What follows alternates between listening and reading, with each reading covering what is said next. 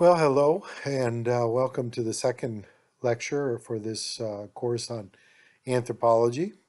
This week we're going to be talking about the concept of culture. I'm going to give you some definitions, also look at some metaphors, but in your discussion question this week, you're going to be coming up with some of your own metaphors for culture. It's always fascinating to see some of the great metaphors that students come up with each semester. So I look forward to reading yours and seeing what you come up with. We're also going to talk about how do we appreciate culture as a good part of God's creation. Um, how do we appreciate people that are different from us? They do things differently. It's kind of a challenge for us at times. And so learning to appreciate, as we go through this course, I hope that by the end of it, you will gain a greater appreciation for people that are different from you. So what do you see in these three images? Some of them, two of them are pretty obvious, really. They're men's faces. From the one angle, it looks like they're looking away from us. From the other angle, it looks like they're looking at us, and there's only half of the face showing. So those are pretty obvious. The one down in the bottom, some people will see it very quickly, and others won't see what it is exactly. From one angle, it looks like an old lady whose profile is towards us. And then from another angle, it looks like a young woman who's looking more away from you. So I don't know if you see it or what you see, but I just want to ask you that question. What do you see? So if we were in class together, I would have us talk about this a little bit and how it plays out. Until you know what you see, you probably will not see it. Until you know what you hear, you probably will not hear it. If I were to take you to Africa, where I grew up, and then where I went back to work for 22 years, there would be a lot of things you would see, but you wouldn't know what you were seeing. You would look at it, you might observe it, but you wouldn't understand the meaning behind it. Or there would be things that you hear, but you wouldn't really understand what it means. If I were to take you to a courtyard of a friend of mine, typically they don't really do much greeting until they have you sit down and then they bring you water. And they would give me water and first because I'm older, and then they would have me pass it to the next person and so on and so forth, though everybody's taking a sip out of that same glass. And then if you pass it on to an African, they would drink a little bit and then maybe pour it out on the ground. But you wouldn't know that the pouring out on the ground isn't just to get rid of the backwash, but that it is an offering to the ancestors. So until you know what you see, you probably won't see it. Until you know what you hear, you probably will not hear it. So whether we go across the ocean or whether we stay here in our country, in the United States, we have to learn to see and hear appropriately and not jump to our conclusions, not read things through our lens, not filter them through our perception of how we see things, but to understand how those people see them. Okay? So, problems we confront in cross cultural work or ministry. Here's just a couple examples. First of all, not seeing. We are creatures of habit and we stop being aware. I don't know if you've experienced this before where you go past the same thing every day until you finally don't even see it anymore.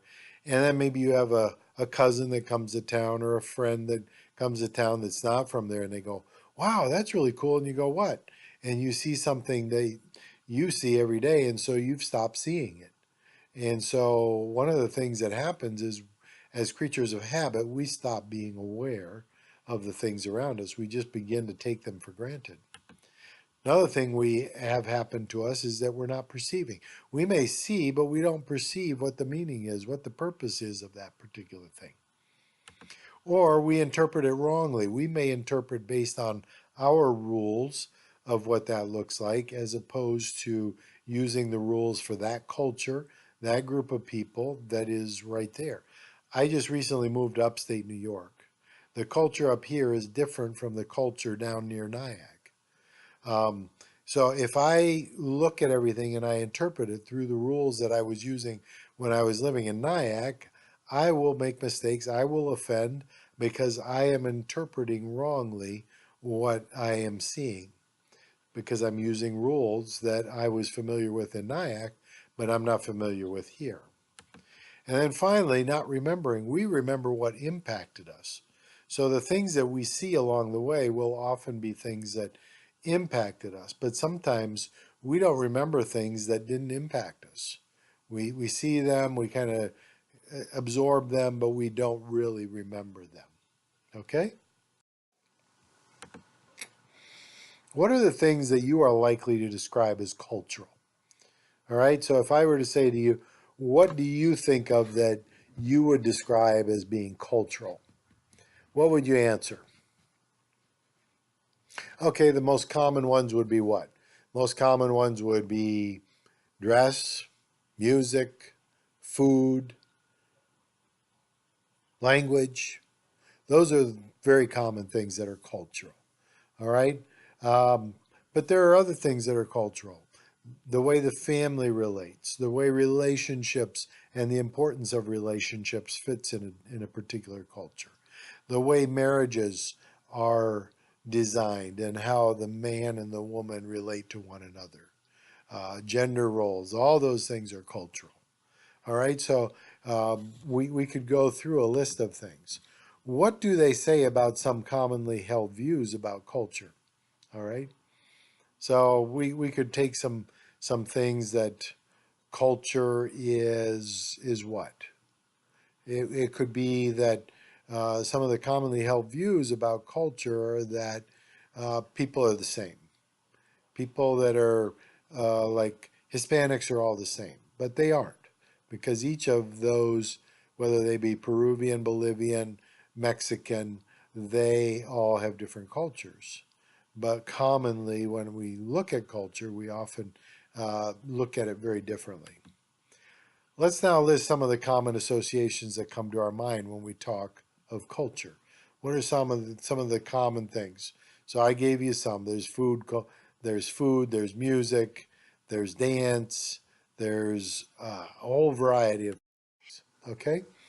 So let's work on a definition of culture. Okay, I'm going to give you some definitions here, and then we'll tackle the one that I want you to memorize. You'll see it on quizzes and tests along the way. So I just think that it's valuable for you to get the idea behind it. So Philip Bach says that culture is what makes you a stranger when you're away from home. Okay, it's an interesting definition. It's what makes you a stranger when you're away from home because your culture is different from the culture that you are entering. So when we came up to upstate New York, I felt like a stranger. People said, "You're not from around here, are you?" All right, so it's because of the culture. I'm not adapted to the culture here. I'm adapting, but I haven't adapted yet. Ruth Benedict calls them learned patterns. Charles Kraft, who is a Christian and a missionary and also an anthropologist, he called it a complex integrated coping mechanism. All right? Complex integrated coping mechanism. Bob Sjogren says it's what makes us us and them them. Okay, so oftentimes we get this us and them mentality, and those of us that are similar are the us, and those that are different from us are the them. Okay, so there's another definition that I've kind of come to enjoy, and that is culture is a totality of being. It's how we live, believe, hope, die. So you take those four words there, how we live, so the ways in which we operate our lives, the things that are important priorities that are there, everything. It's what we believe, so religion, faith, spiritual stuff, that's all in there. And then what we hope. Um, it's how we interpret life and what is good and what is evil and those kind of things. And then finally, it's how we die. Okay, what happens when we die? Where do we go when we die? How do we take care of people when they die? The funerary rites and all those kind of things. Hofstede has said that it is the collective programming of the mind which distinguishes the members of one group or category of people from another. In essence, he calls it the software of the mind. And if for those of you millennials, this maybe is one that would resonate with you. It's the programming of the mind that takes place as we grow up that helps us to learn how we act and live in a group of people that are similar to us. And it's the way we're programmed. All right. So our textbook uses this particular definition, and this is the one I want you to learn. The way you remember it, this is the way I remember it, is LASI, L-A-S-I. It's the total way of life of a group of people that is learned, there's the L, adaptive, there's the A, shared, there's the S, and I in integrated. Okay? The total way of life of a group of people that is learned, adaptive, shared, and integrated. So you should remember that. I will be bringing it up in future lessons as well to help you remember it.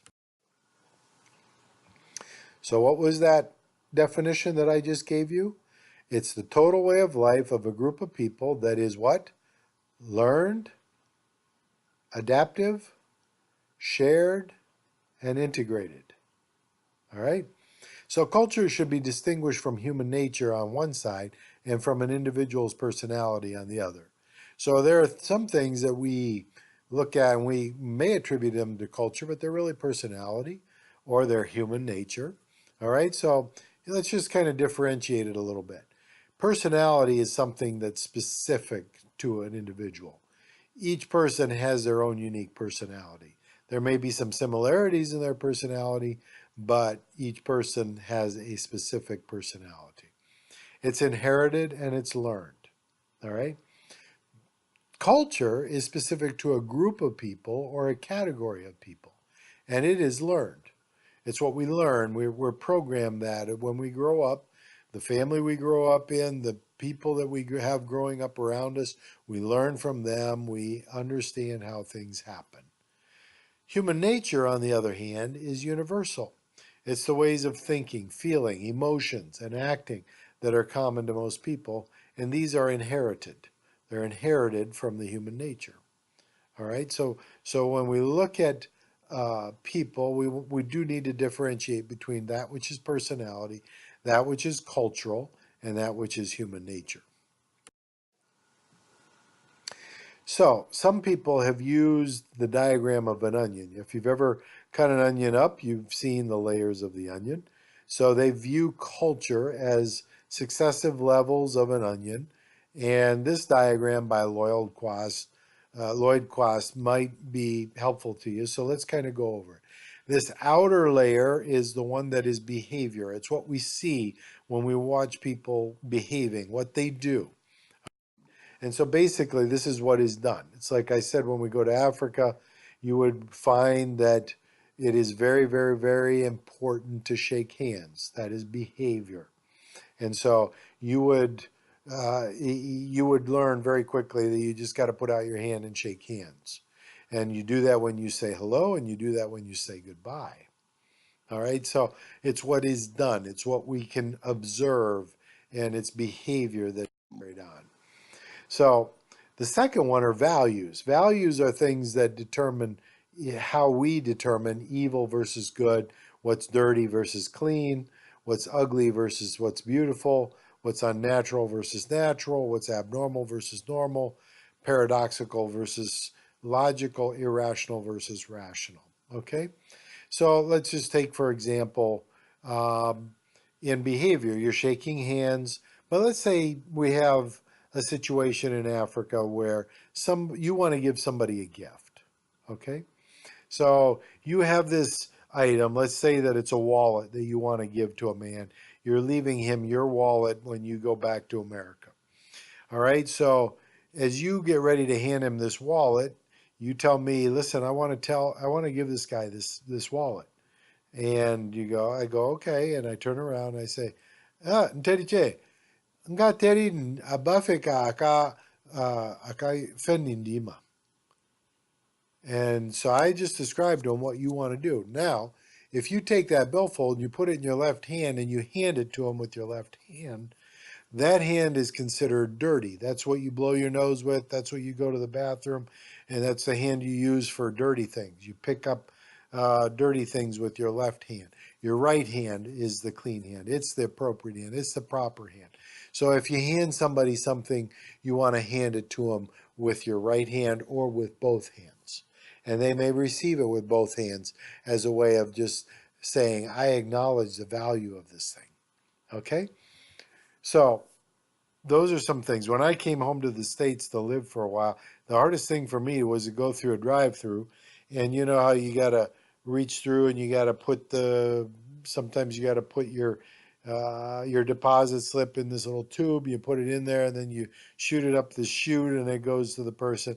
I had a hard time putting that thing in with my left hand because in Africa I had spent so much time there. Felt like I needed to do it with my right hand.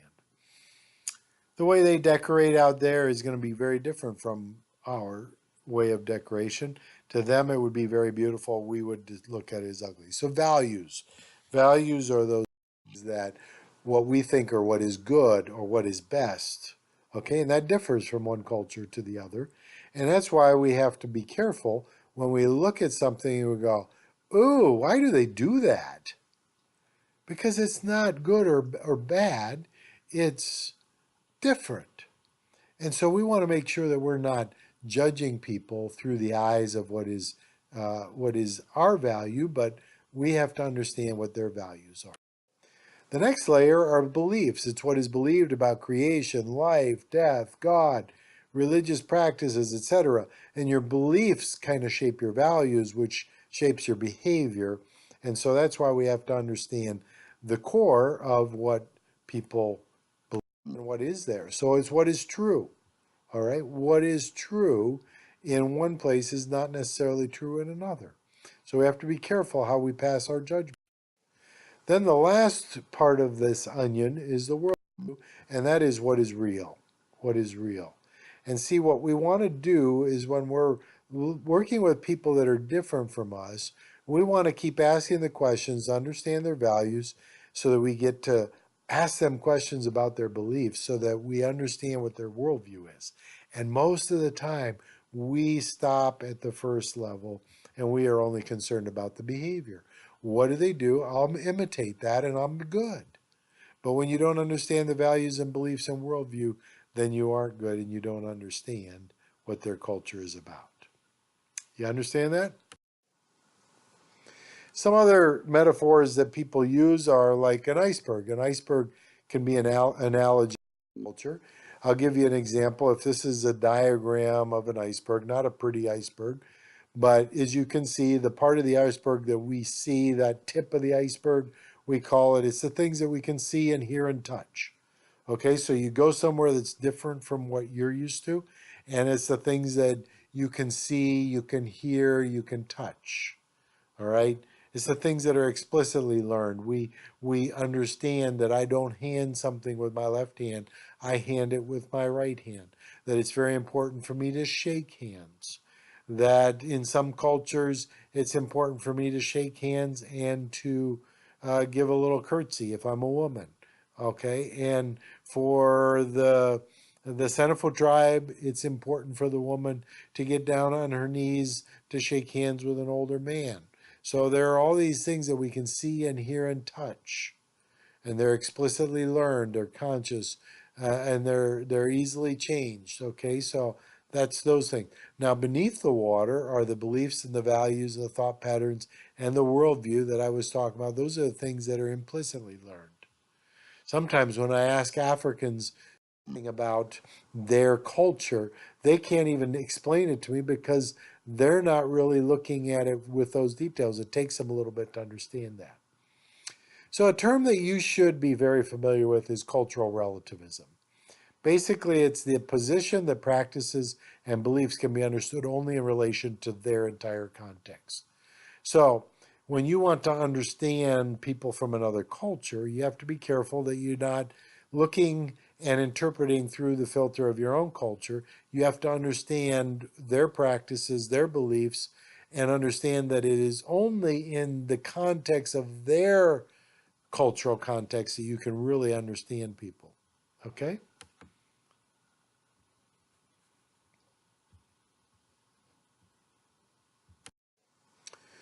So, how does one learn culture? Where does one learn culture? Okay, how does one learn culture? They learn it from uh, people around them, observing, being taught certain things. When your parents taught you that it was appropriate to say thank you after somebody does something for you or somebody gives you something.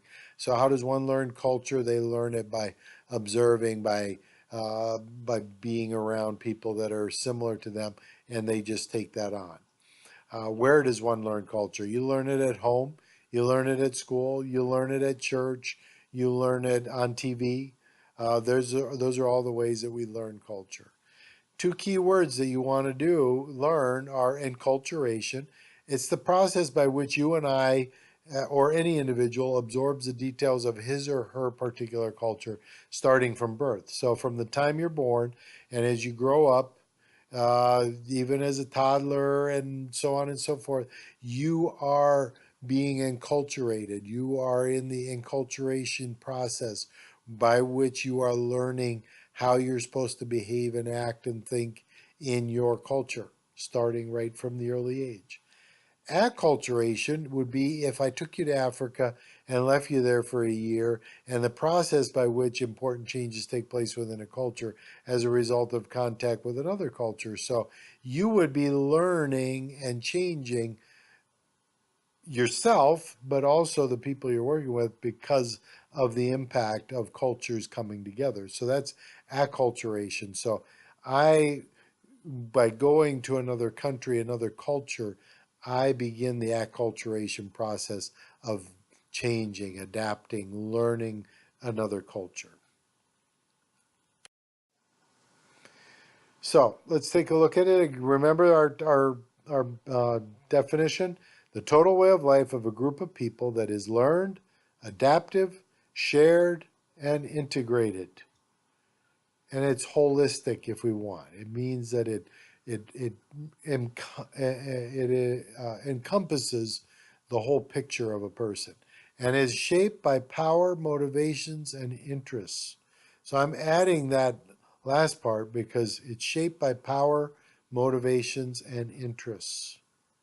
All right. So remember that again: the total way of life of a group of people that is learned, adaptive, shared, and integrated, and is shaped by power, motivations, and interests.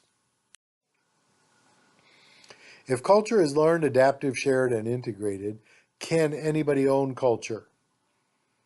Can you own culture? You may think you can, but if it's learned, adaptive, shared, and integrated, it is always changing. And so you can't own culture. And no one person can have their own culture. Doesn't work that way. It's the total way of life of a group of people that's learned, adaptive, shared, and integrated. Some other metaphors for culture: we use the onion and the iceberg, water in which we swim. Some people like that you're kind of in the water, you're swimming in the water, but you're kind of you have your own body still and all that. So it's the water in which we swim. It's everything around us. Some people have used the notion of lenses, a lens through which we see the world. So I wear bifocals. When I put my glasses on and I look through the upper part, I can see far. When I look through the lower part, I can see closer up. So the lens in which we see the world would be another possible metaphor. Now I'm giving you these metaphors, but you won't be able to use them. You're going to have to come up with your own. Christ and culture, that's a little bit more abstract. We're not going to spend a lot of time with that. How about the rules of the game? If you played Monopoly or you played Settlers of Catan or you played any game, there's rules of the game. So let's say we sat down, and in class I did this in culture anthropology at times. I bring in a couple different cards and we would sit down and I would give the rules to a group of four people and they'd play the game. But I'd give another set of rules to another group of people and they'd play the game. And then whichever two people won in one section, they played the winners of the other section. So now they were encouraged to get together, sit down at the same table, and play the game, but now they're playing with different rules. Two people have the same rules, and two people have another set of rules. And as they begin to play, they begin to get a little frustrated because the rules don't match up. And that's what happens when we go from one culture to another. We have to learn the rules of the game so that uh, we can do it right. We can play the game fairly. Another metaphor for culture might be a map, how the roads you need to take to get to places. All right. And the first one I gave you was the many-layered onion, so we're not going to go back there. You can find problems with each of these metaphors. We're not going to take the time because we can't dialogue together. But as you look at these, you can maybe find some problems with each of them. What does each one get right? What does each one leave out? All right. So there's these metaphors for culture, and now you're going to be finding some other metaphors that you're going to come up with that describe culture. What does it take to work effectively with people who are culturally different from us? I'm just going to ask you that question, let you have just 15 seconds to think about. What does it take to work effectively with people who are culturally different from us?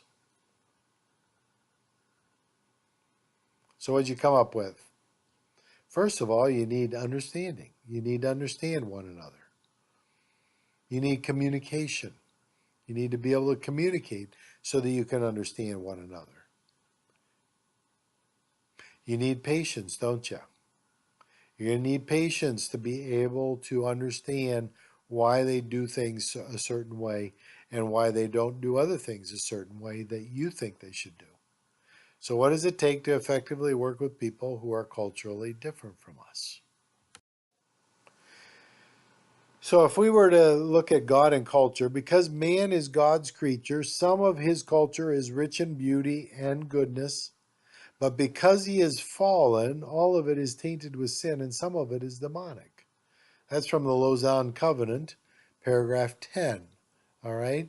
So let me just read that again. Because man is God's creature, some of his culture is rich in beauty and goodness. Because he is fallen, all of it is tainted with sin, and some of it is demonic. So there isn't any one culture that is free from these characteristics. Something that we have to pay attention to. So God wants us to use all cultures as vehicles for communicating his grace.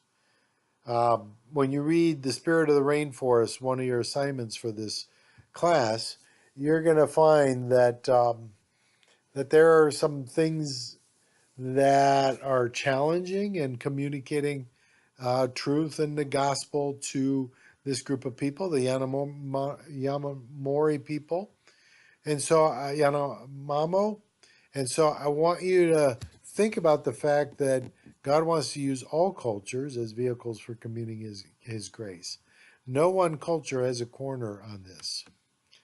So God's truth and love are expressed via culture.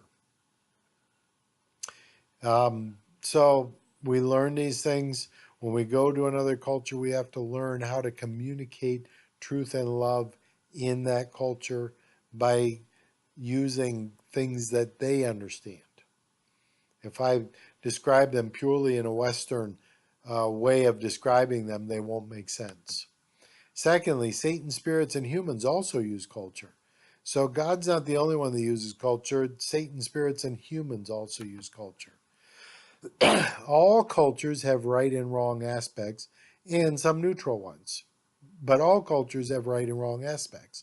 They all need to come under the light of the truth of God's word. Different cultures have equally valid ways of problem solving. So you look at something, why do they do it that way? You know what? It's not wrong, it's different. We have to be careful that we jump to the conclusion because it's different from ours that it's also wrong. Second main point is the gospel must be distinguished from all human cultures. God wants to reach everyone in terms of their own culture. He doesn't want us to go to other cultures and make other people become like us. He wants us to reach everyone in terms of their own culture. So when I worked amongst the Jula people in Ivory Coast, and the Julas are primarily Muslim, I had to find ways to communicate the gospel in their culture, using their language, using terms that they could understand, using concepts that they could understand, so that they could make a difference in that. The gospel can be adequately expressed in all cultures because it is not tied to any one culture. So every culture can be a channel by which the gospel can be adequately expressed to other cultures. Thirdly, like it or not, we in missions have a history that still has some effect. Although the colonial era was some time ago, the effect of the colonial era is also something that still is there. Again, Africa is my best frame of reference. And, though the generation that's growing up today in Africa, they didn't understand the colonial era, they look at it with great disdain. And there were things that were done during that time period that were very difficult for people. So, like it or not, we have a history that isn't always that great. Thirdly, the gospel must always be expressed in cultural form. So Christianity is expressed in cultural forms. If I were to take you to the central church of the capital city of Burkina Faso, Ouagadougou, and took you to the Alliance Church, their music, some of it is Western, but some of it would be very tribal. It would be very ethnic. And there would be different drums used with different tribes. And there would be balafons, which are a unique instrument that would be used with the red bobos, but there are other tribes that would never use the balafons for worship and for music. So Christianity is expressed in cultural forms, and so these things can be a natural way for the gospel to be expressed. So music is one of those. Uh, Communicating, the way we preach, can be another way of doing that. So there are a lot of things that we can look at. Rites of passage that take place, and so on and so forth. So we got music and dancing as one of the primary examples. Most cultural forms are usable for Christian expression. There are a lot of things that are done in other cultures that can be redeemed. They can be provided with a Christian expression that makes them meaningful still. And so we want to utilize those forms and redeem forms as much as possible. Then next, there are no normative sacred forms. There are very few things that we can look at and go, I can't use that because it would be wrong. So you've heard of your IQ, your intelligence quotient. It's a number seen as a measure of a person's intelligence, usually representing the person's score on an intelligence test, as expressed in relation to the scores of others who have taken the same test with the average score of 100. So I don't know what your IQ is, but there's also EQ, your emotional intelligence. It's your level of ability to understand other people, what motivates them, and how to work cooperatively with them.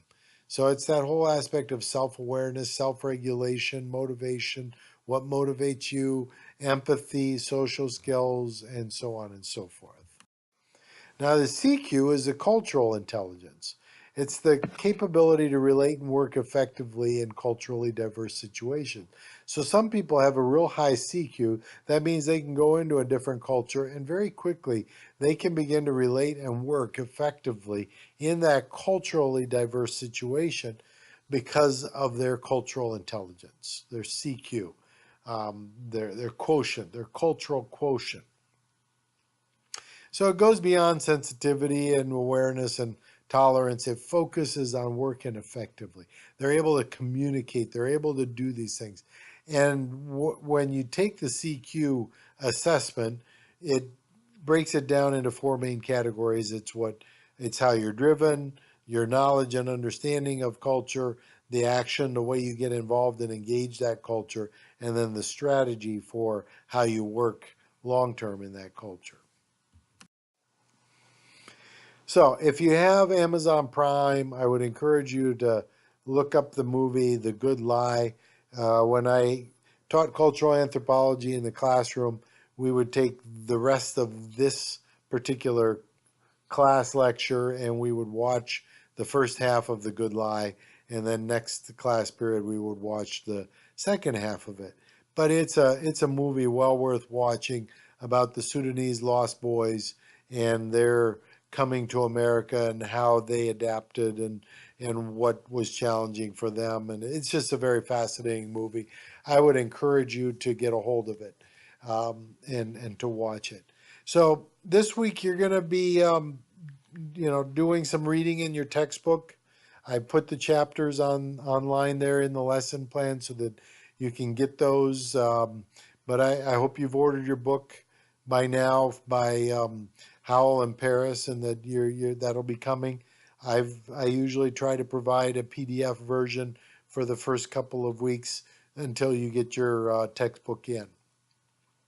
Then you've got some discussion questions to answer, so you want to get on and do those.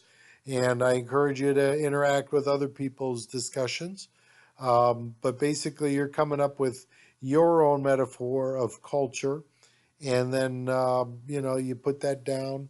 I just want to see it. There's another threaded discussion there. So, and if you haven't done your coffee shop um, observation, that needs to get turned in this week as well. So I want to encourage you with that. So that's a bit about the concept of culture. I hope that's been helpful. We're going to continue to dig deeper and get a little further along as we work through the course. So have a good week, and we'll talk to you next time.